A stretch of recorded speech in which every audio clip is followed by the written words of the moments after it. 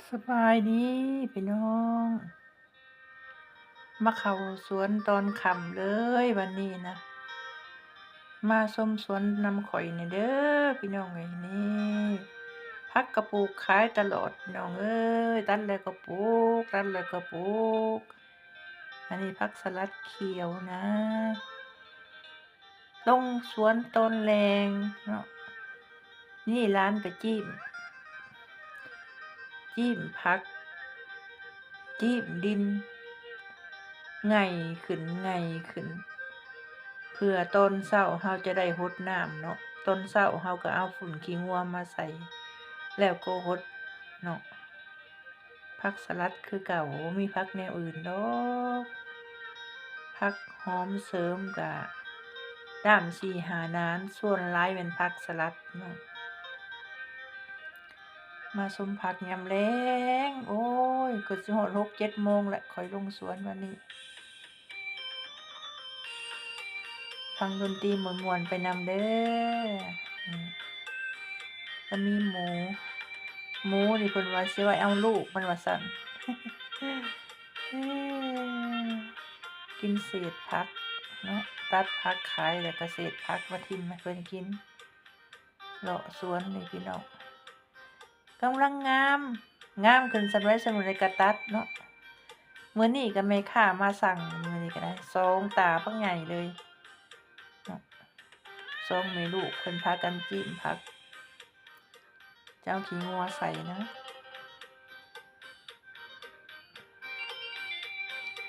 อากาศก็ยังหนาวอยู่เนาะยามมื้อเช้าอะหนาวสวยไปแล้วก็แดดเนาะค่ำมาแล้วก็แดดร้อนเนาะมื้อนี้ร้อนมื้อนี้หั้นนะ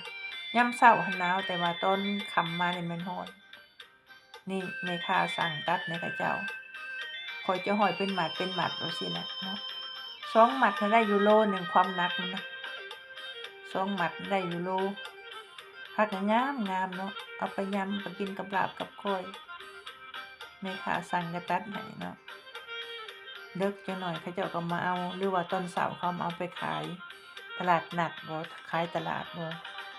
เนาะขายอยู่เรือนน้ำก็ได้มาแต่สระง่ายๆแต่ใสบ่มีเปื้อนมีเปอะเลยน้ำน่ะงามน้ำหั้นนะหอมซอนน้ำข่อยนี่บ่คักมาโซนนี้ก็ผักหอมผักเสริมใส่ลาบพู้นแหละตัดน้ำนี่แหละได้2ตาบักใหญ่ส้มไปเด้อมาชมกันยามแลงบรรยากาศบ้านข้อยก็บ่มีหยังให้ชมนี่พี่น้องเอ้ยมีแต่ผักหญ้าๆนี่แหละไล่น้ำยามกลางเว้นนี่สิไล่น้ำไว้เนาะเต็มอู่เต็มแอ้งไว้ยามมื้อเช้าก็รดเนาะนี่โซนนี้มีแต่ผักสลัดอ้อยต้อยพี่น้องเอ้ยโซนนี้นี่หลายเทื่อตัดได้หลายโซนนี่เนาะอย่าเข้า3 4 5เทื่อเลยได้ทางนี้เนาะใหญ่ไวผักสลัดอันนี้นะอันนี้คือสิแม่นผักเสียนนี่บ้านผักเสียนนี่ตัวนี้เนาะผักเสียนก็ได้ขายดีผักเสียนน่ะแต่บ้านปลูกยากเนาะจักมันเป็นจั่งใดแหละบ่แม่นยามมันบ่เลยก็บ่ฮู้เนาะขายดีเป็นราคาคั้นส้มขายนะค่อยค่ำลงแลงบรรยากาศก็แบบนี้แหละพี่น้องเอ้ยเอ้ยเราหัวเราะสวนขอบใจเด้อพี่น้องที่รับชมขอบใจหลายๆอันนี้ผักบัวเด้อพี่น้องเอ้ยอันนี้ผักบัวใบแห้มก็จักว่าเป็นหยังผักบัวนี่ใบบ่งามแห้มก็ใบเพิ่นก็ได้อือนานหนึ่งปลูกบ่ได้ใส่ลาบใส่ก้อยน่ะอันนี้ผักหอมป้อมงามผักหอมป้อมนานก็ว่างหลายเลยว่างหลายแล้วนานก็ได้ลูกเต้ายังไปโรงหำโรงเรียนยังขุดบ่ได้เนาะเขามาแล้วเขาขุดแล้วก็บ่งนี่ผักกาดอันนี้ผักกาดซ้อมบ่แม่นผักกาดซ้อมผักกาดขาวเนาะแล้วก็บ่ดอกเล็กน้อยนะผักกาดขาวแนวขัวแนวแกงนะบ่แม่นแนวส้มเนาะ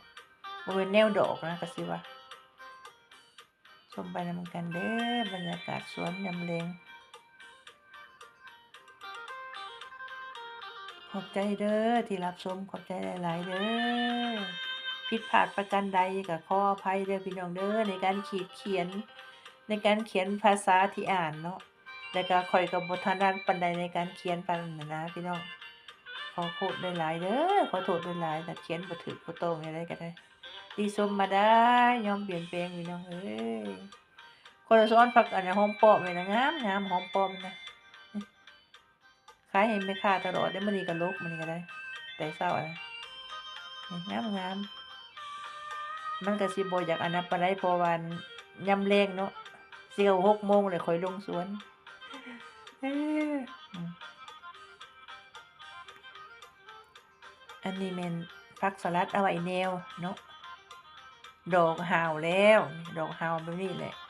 จากนั้นเราก็ตัดตากแดดแล้วก็มายีเอาในมันเนาะผักสลัดไว้เอาในนี่นานนี่แจ๋วอันนี้ไว้เอาในเอาแนวทำพันธุ์ปีต่อไปเนาะโซนผักบุ้งเด้อแต่กี้ปลูกผักบุ้งนี่พี่น้องเอ้ยนี่ปลูกผักบุ้งเนาะบัดนี้มาปลูกผักปลูกอันน่ะหอมป้อมใส่แล้วก็ผักสลัดใส่เนาะนี่ความงามใส่ได้งามๆออกคูไนขนาดเลยมุกนั้นก็มีใส่ฝุ่นนั้นก็มีขอบใจเด้อพี่น้องปองปายทุกเลิฟทุกแวะทุกกำลังใจชมแล้วก็ชมแล้วก็กดไลค์ให้กำลังใจเขาหน่อยด้วยเพราะมีกำลังใจสู้ต่อสู้ไปด้วยกันเด้อพี่น้องเด้อผิดพลาดประการใดขออภัยอยู่ดีมีแรง Thank you so much I love you bye bye ฟังดนตรีไปเด้อจนสุดเด้อพี่น้อง